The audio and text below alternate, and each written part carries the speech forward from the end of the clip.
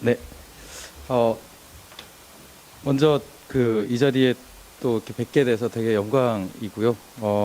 그리고 앞서서 김경 위원께서 말씀을 해주셨는데 하고 싶은 말은 되게 많은데 이 시간이 너무 짧아서 할 말이 할 수가 없다라고 말씀하셨는데 사실 저도 좀 비슷한 것 같습니다. 지금 쟁점이 되고 있는 내용들과 토론을 좀 해보면 굉장히 많은 쟁점들이 나올 수 있고 또 그걸 통해서 시민들하고 또 서울시와 또 의회가 함께 좀 성장을 할 수 있는 계기가 될 수도 있을 것 같은데 아무튼 이런 내용들이 그러니까 지금 벌어지고 있는 갈등들이 서로 상처가 남는 방식이 아니라 조금 더 한 단계 업그레이드 될 수 있는 어떤 계기가 됐으면 좋겠다라고 하는 바람을 먼저 좀 말씀을 드리고 싶습니다. 저는 준비한 내용은 크게 세 가지 부분입니다. 원래 총론 발제의 성격은 개별적인 전체 재정의 흐름이나 맥락을 좀 진단을 해야 되는 것이 맞지만 지금 현재 쟁점이 되는 것은 오히려 기존 사업에 대한 재정 평가 그리고 보조사업 평가와 관련된 부분이 훨씬 더 중요한 것 같습니다. 실제로 우리가 예산 과정이라고 하면 숫자화되어 있는 액수를 편성하는 것에 좀 관심을 많이 갖는 반면에 편성 전에 반드시 해야 되는 재정사업 평가나 보조사업 평가와 관련된 어떤 구조들을 좀 간과했던 것이 있습니다. 그래서 저는 올해의 계기가 어떤 방식으로 서울시의 사업들이 평가되고 있고 그것이 예산 편성의 기준이 되고 있는지를 점검할 수 있는 어떤 계기가 됐으면 좋겠다라는 생각을 갖고 있고요. 그래서 그 부분에 대한 평가를 좀 진단을 해봤고요. 마지막으로 위드 코로나하고 또 기후위기 대응이 우리 사회에 굉장히 중요한 문제가 되고 있는데 서울시는 어쨌든 이 부분에 있어서는 가장 앞서 나가는 걸로 얘기가 되어 왔습니다. 그러면 이제 실제를 한번 봐야 되겠죠. 그래서 실제로 서울시가 준비하고 있는 정도가 어떤지 좀 평가를 해봤습니다. 그러면 이제 30쪽부터 구체적인 내용을 말씀을 드리겠습니다. 시간이 많지 않으므로 구체적인 내용들을 지목해서 발제하기보단 전체 요약하는 방식으로 말씀을 드리겠습니다.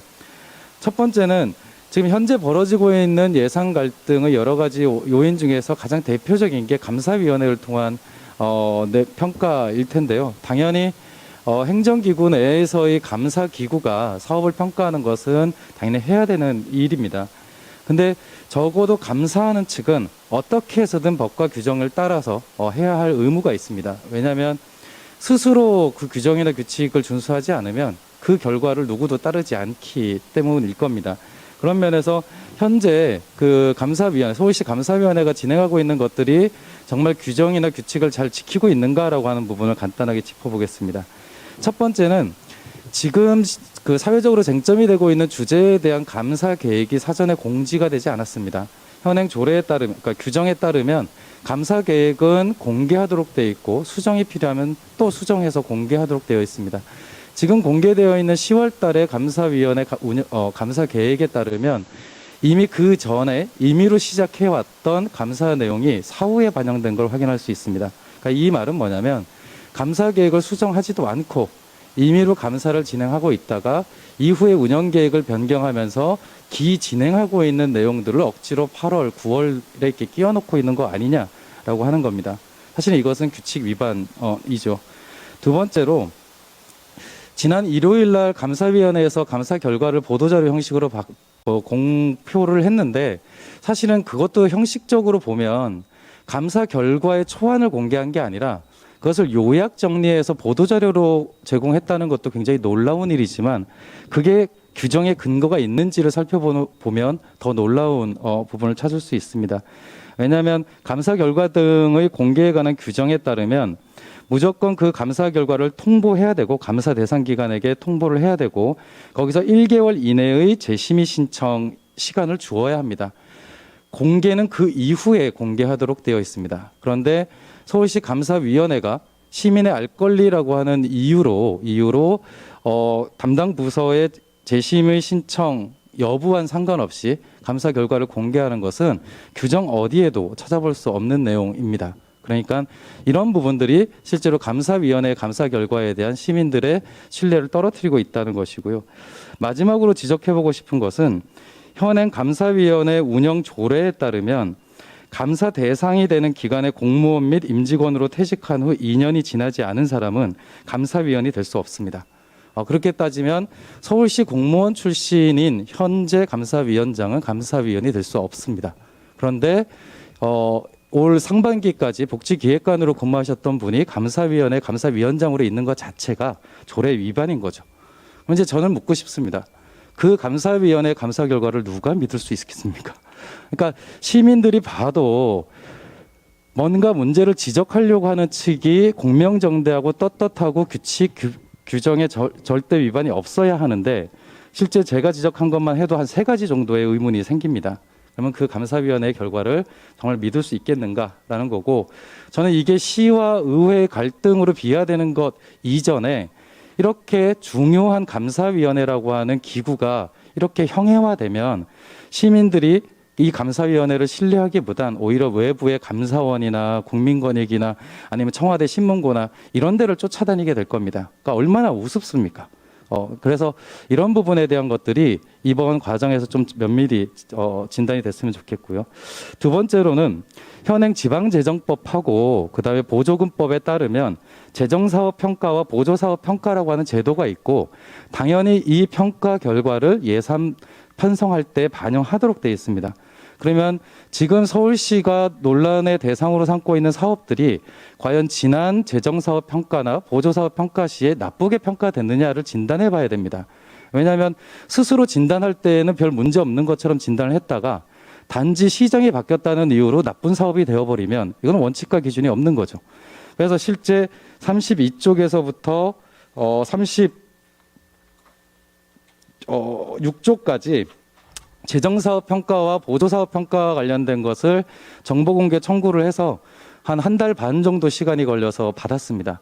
그리고 그 내용을 분석한 결과 실제 논란이 되고 있는 사업들이 자체 부서 내에서의 재정사업 평가에서 낮은 평가를 받은 적이 없고 보조사업 평가에서도 더 낮은 평가를 받은 사업이 예산에 반영이 돼 있는 사실을 확인했습니다.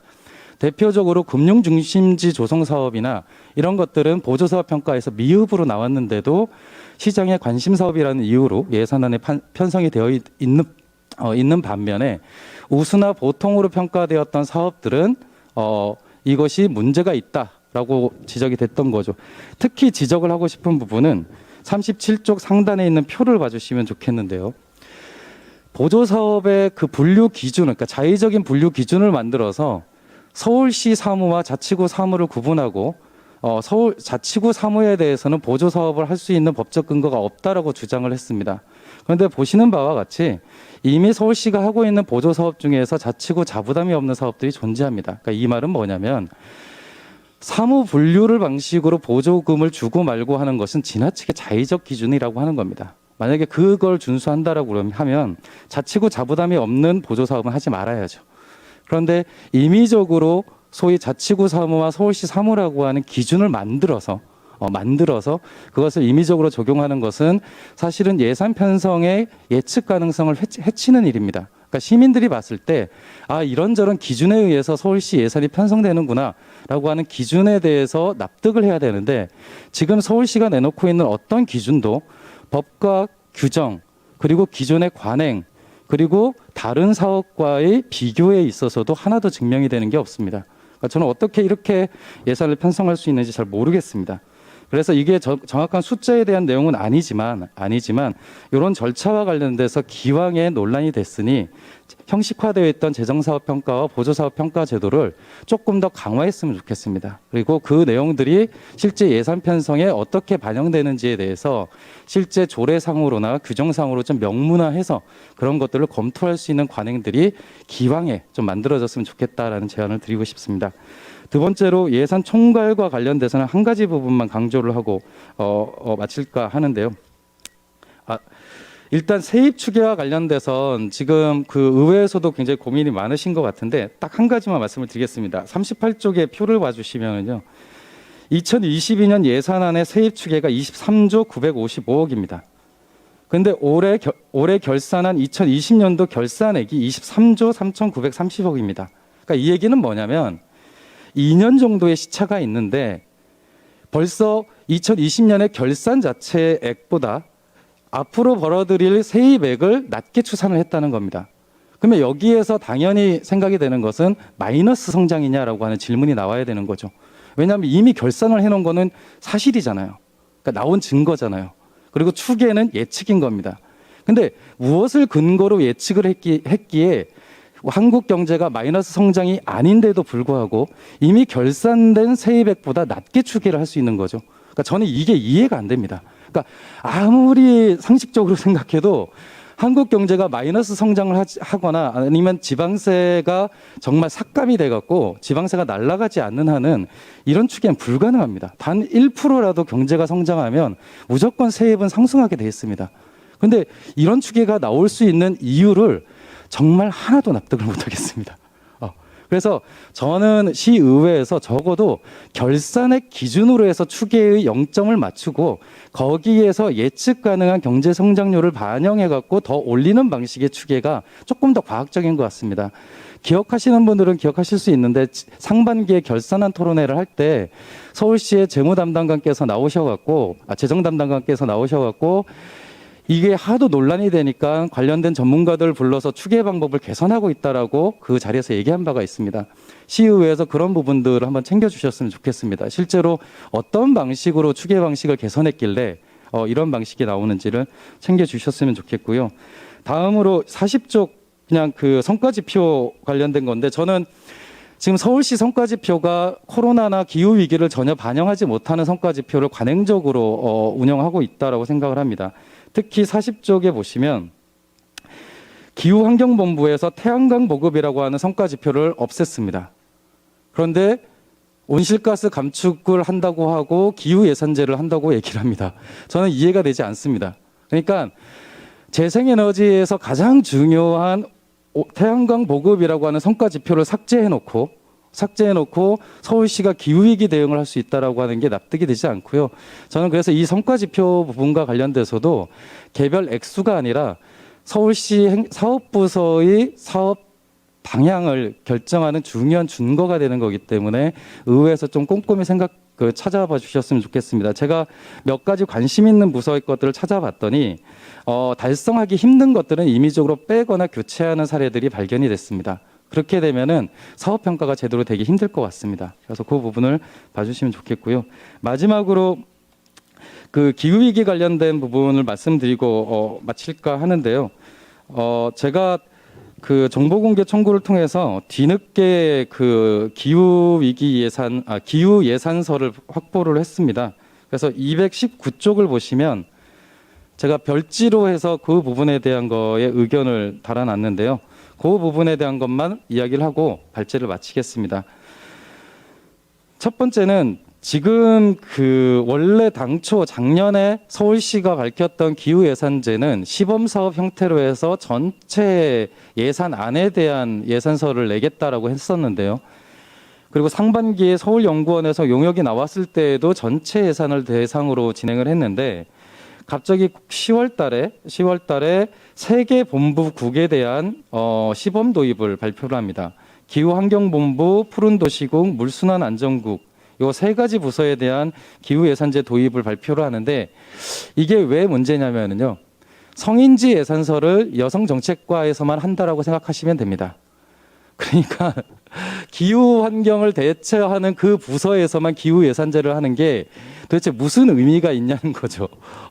그러니까 사실 이렇게 기후예산서를 접근을 해버리면 사실 기후예산제도가 갖고 있는 어떤 사업의 재조정 혹은 재구조화라고 하는 예산제도 자체의 의미를 상실시킬 수 있습니다. 그러니까 기후인지 예산이라고 하는 건 탄소 배출이 많은 사업에 대해서 진단해서 가급적 그 탄소 배출을 줄일 수 있는 방법은 없는가라고 하는 사업에 대한 진단 효과가 제일 중요합니다. 그러니까 그 사업이 나쁜 사업, 좋은 사업이라고 구분하는 것이 목적이 아니라 지금 당장은 탄소를 배출하는 사업이라 하더라도 사업의 집행 방법을 개선함으로써 탄소를 저감시킬 수 있는 방법이 있는지에 대한 사업의 재구조화에 대한 유인을 가져야 되는 것이 이 인지제도의 핵심인 건데 이것을 기후위기 대응을 주무하는 부서에서 진단을 해버리면 사실은 이건 되게 역설이 되어버리는 것입니다. 그래서 시범사업 대상 부서가 이렇게 만들어져 있는 것은 굉장히 유감스럽다라고 하는 거고요. 두 번째는 실효성과 관련된 부분인데요. 서울연구원의 그 조사에 따르면 85.6% 정도의 서울시 사업이 중립이거나 모호로 분류가 되고 있습니다. 그러니까 기후인지 예산제를 도입한다 해도 서울시 사업의 한 86% 정도는 진단이 불가능하다라고 하는 겁니다. 사실 쓸모가 없게 되는 것이죠. 이유는 데이터가 없거나 혹은 사업에 대한 판단을 하지 못했기 때문입니다. 이것과 연동해 갖고 제안을 드리고 싶은 건 220쪽에